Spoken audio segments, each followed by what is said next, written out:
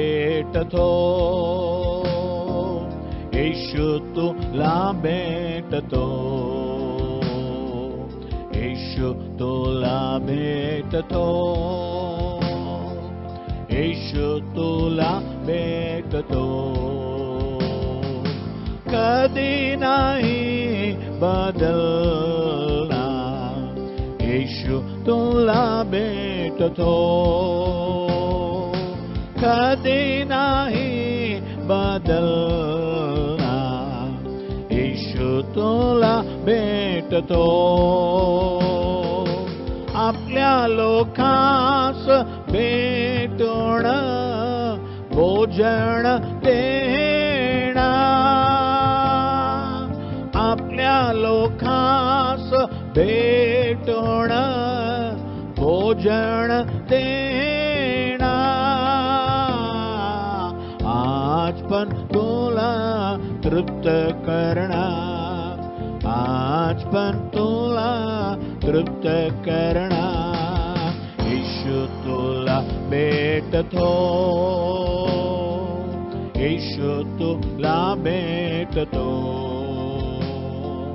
आपल्या लोकांस भेटून रोग सर्व मिटवणार, आपल्या लोकांस भेटून रोग सर्व मिटवणार. आज पण तुला बरं करणार, आज पण तुला बरं करणार, येशू तुला भेटतो, येशू तुला भेटतो, येशू तुला भेटतो, येशू तुला भेटतो. आपल्या लोकांस भेटून अद्भुत करणार, आपल्या लोकांस भेटून अद्भुत करणार. आज पण तुझ्यात क्रिया करणार, आज पण तुझ्यात क्रिया करणार, येशू तुला भेटतो, येशू तुला भेटतो, येशू तुला भेटतो, येशू तुला भेटतो. कधी नाही बदलणार, येशू तुला भेटतो, कधी नाही बदलणार, येशू तुला भेटतो.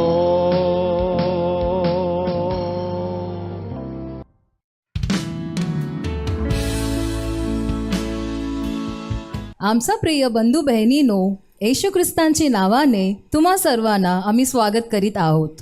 या आपण प्रार्थना करूया. जिवंत आणि पवित्र परमेश्वर देव बाप्पा, आकाश आणि पृथ्वीचा निर्माण करता पिता, धन्यवाद करतो पिता परमेश्वर. धन्यवाद राजा. पिता परमेश्वर, तुमचं वचन म्हणतं, हे माझ्या जीवा परमेश्वराचा धन्यवाद कर, हे माझ्या सर्व अंतर्यामा त्याच्या पवित्र नामाचा धन्यवाद कर. पिता, आम्ही तुझा धन्यवाद करतो राजा. पिता, धन्यवाद करतो पिता परमेश्वर, सुंदरशा वेळी तुम्ही आम्हाला एकत्र केलं म्हणून धन्यवाद राजा.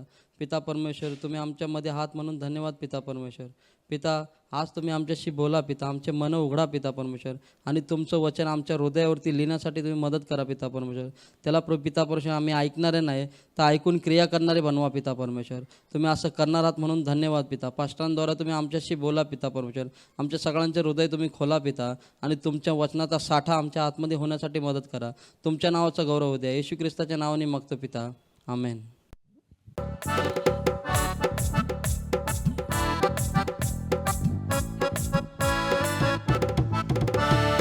आकाशामध्ये उडती कशी उडती कशी पहा पाखरे, उडती कशी पहा पाखरे, ना फेरिता ना कापिता परमपिता पोषितो तया, परमपिता पोषितो दया. सुगंध पहा, सुगंध पहा, रंग पहा, रंग पहा, रानामध्ये पुष्पती पहा. रणामध्ये पुष्पती पहा. नाकातिथी नाकातिथी, ना कष्टकरी, ना कष्टकरी, परमपिता सजवितो तया. परमपिता सजवितो दया. आकाशामध्ये आकाशामध्ये उडती कशी, उडती कशी, उडती कशी पहा पाखरे. उडती कशी पहा पाखरे. ना फेरिता ना फेरिता, ना कापिता, ना कपिता, परमपिता पोषितो तया. परमपिता पोषितो दया.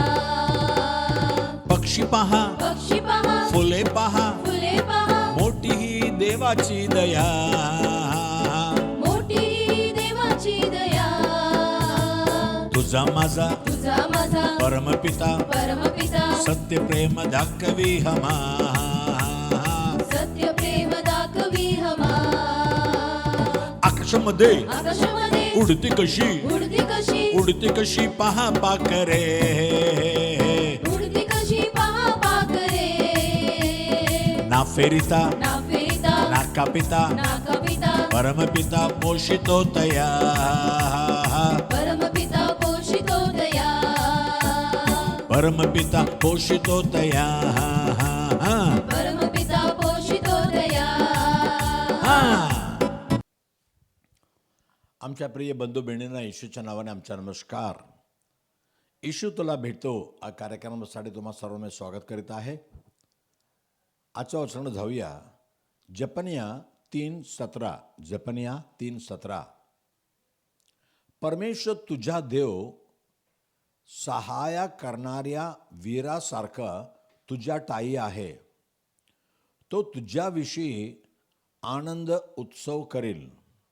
त्याचे प्रेम स्थिर राहील. तुझ्याविषयी त्याला उल्हास वाटून तो गाईल. परमेश्वर देव आमच्या सहाय्य करण्यासाठी एक वीरासारखा आमच्यामध्ये आहे. सहाय्य करण्यासाठी मध्ये आहे. दुसरं, आमच्या कारणाने परमेश्वराला एक आनंद होणार आणि त्याचा प्रेम आमच्यामध्ये स्थिर राहणार आणि आम्हाला आमच्या कारणाने त्याला उल्हास वाटणार, आनंद वाटणार. हालेलुया. सहाय्य करणारा वीरासारखा. तुम्ही शास्त्रे 6:12 शास्त्रे 6:12 गिदियोनला दर्शन देऊन परमेश्वर म्हणतो, त्याला परमेश्वर दूताने दर्शन देऊन म्हटले, ए बलवान वीरा, परमेश्वर तुझ्या बरोबर आहे. बलवान वीर. परमेश्वर एक शूर वीरासारखा आमच्यामध्ये आहे. म्हणजे शूरवीर म्हणजे. आणि त्या गिदियोनच्या भरोसा ठेवून परमेश्वरानं म्हटलं 6:6 त्याच्या 14 आणि 16 वचनामध्ये परमेश्वर काय म्हणतो. जजेस 6:14-16 परमेश्वर त्याच्याकडे वळून म्हणाला, तो आपल्या बळाचा उपयोग कर आणि जाऊन इस्रायलला मिद्यानाच्या हातून सोडो. मी तुला पाठवले आहे ना, मी तुला पाठवत आहे.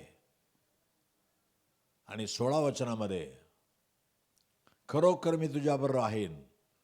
जसे एका माणसाला मारावे तसे एक जात साऱ्या मिद्याना तू मारशील. कारण परमेश्वर याला शूरवीर बनवलेलं आहे. तुझ्याकडे जे सामर्थ्य त्या सामर्थ्याने जा. तुला मी पाठवत आहे, मी पाठवत आहे. मी तुला खाली हात नाही पाठवणार. सामध्ये परमेश्वर आमच्यामध्ये शूरवीर असा आमच्या सहाय्य करण्यासाठी, आमच्या सहाय्य करण्यासाठी. तुम्ही अनुवाद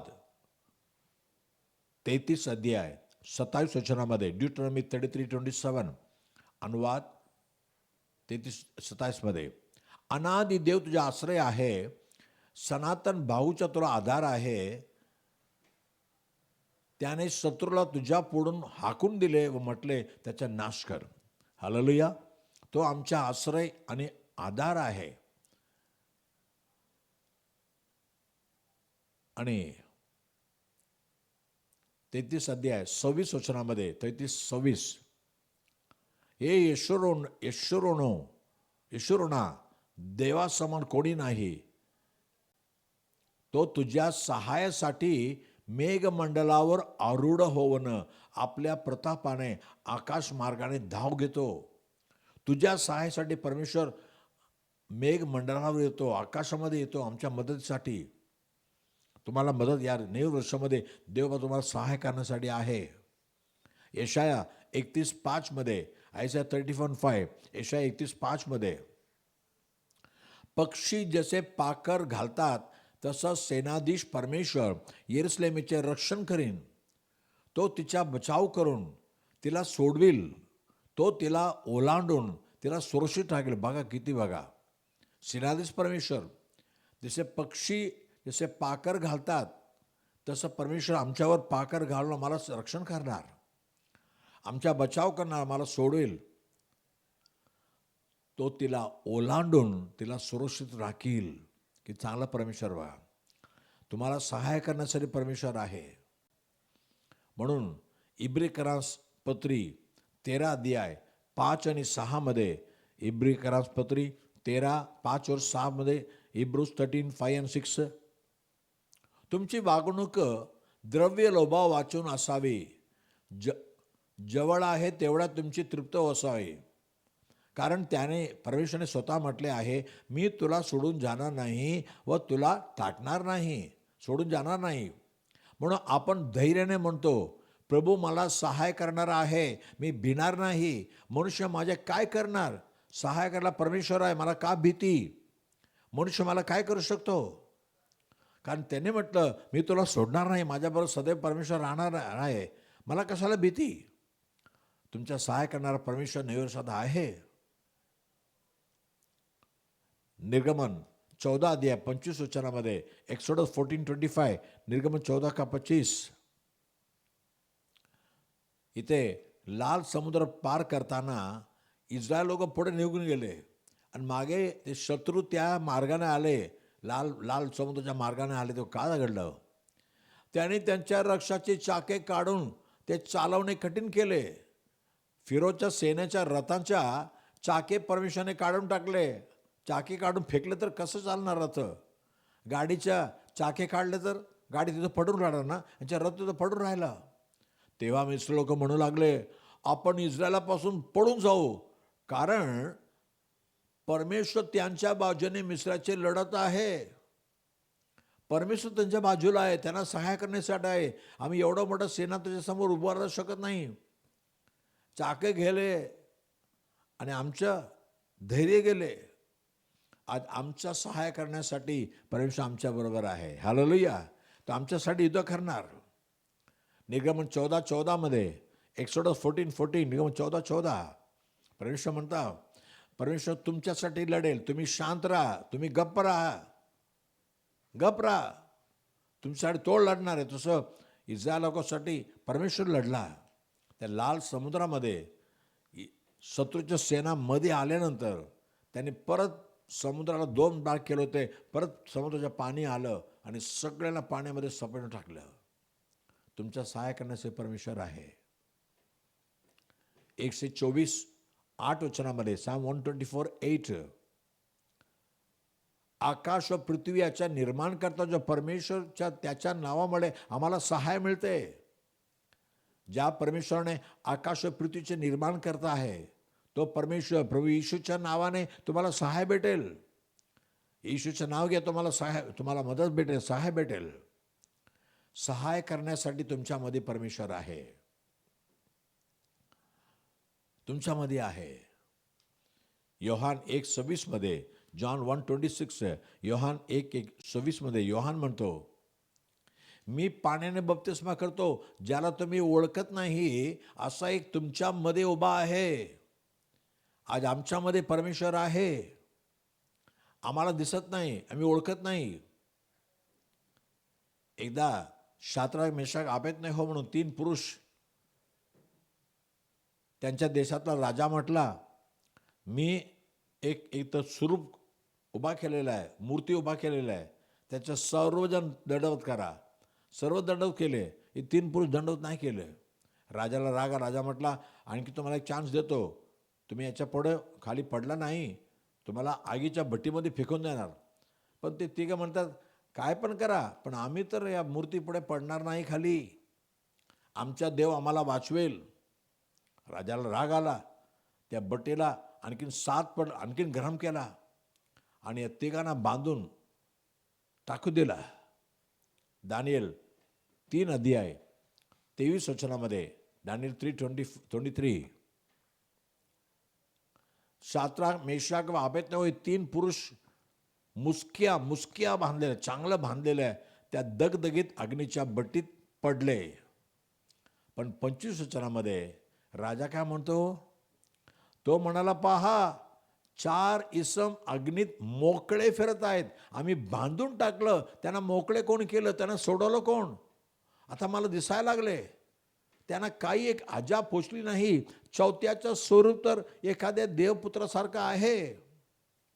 यांना फेकताना राजाला दिसलं नाही, पण यांना आगीच्या पट्टीमध्ये फेकण्याच्या अगोदर परमेश्वर तिथं आहे. हालेलुया, येशू प्रभू तिकडं आहे. यांना मोकळं केलं आणि त्यांचा हात धरून ते फिरत आहे, मोकळे फिरत आहेत. हालेलुया, गाडामध्ये फिरतो ना बागेमध्ये, तसं फिरत आहे.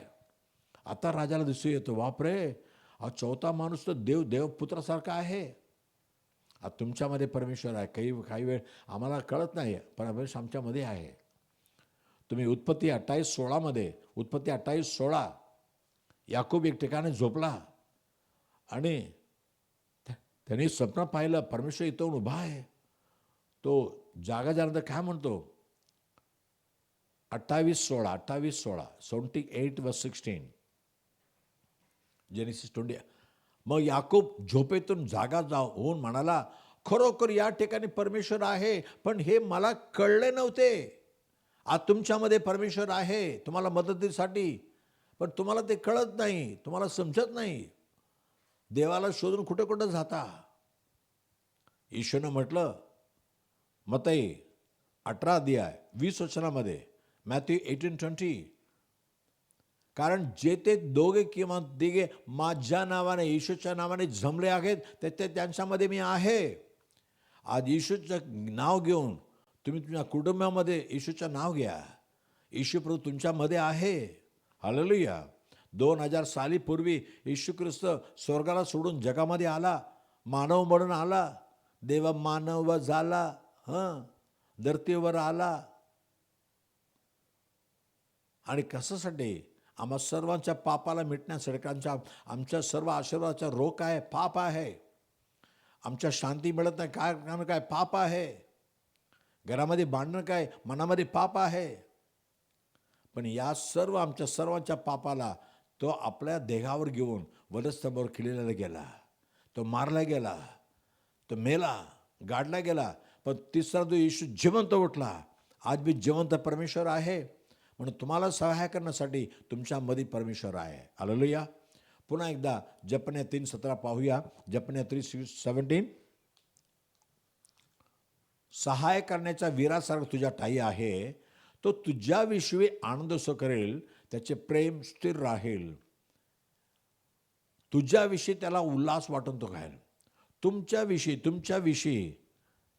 देवाला आनंद कसा होईल बाबा? देव आम्हाला आनंद देतो, पण आमच्याविषयी कसं? तुम्ही लूका 15 गोष्ट वाचत आहे. लूका 15 एक बाबाला 2 मुले होते, पण धाकटा एकदा बापाला म्हणाला, संपत्ती मला वाटून दे, मी जातो बाहेर. तो बाहेर येऊन गेला, पण सगळं गमावल्यानंतर तो परत घरी यायला लागला. काय नाही, खायला काय नाही. पप्पाकडे परत आला. परत आल्यानंतर पप्पाने काय म्हटलं माहिती का? लूका 15:23-24 लूका 15:23-24, पुष्ट वासरू आणून कापा, आपण खाऊ आणि आनंदोत्सव करू. कारण पुढचं वचन, हा माझा मुलगा मेला होता, तो पुन्हा जिवंत झाला आहे. हरवला होता, तो सापडला आहे. मग ते आनंदोत्सव करू लागले. हा मुलगा पित्याकडे परत आला. पित्याला एवढा आनंद वाटला. म्हणून असं म्हणते ते 15:7-10 लूका 15:7-10, लूक 15:7-10.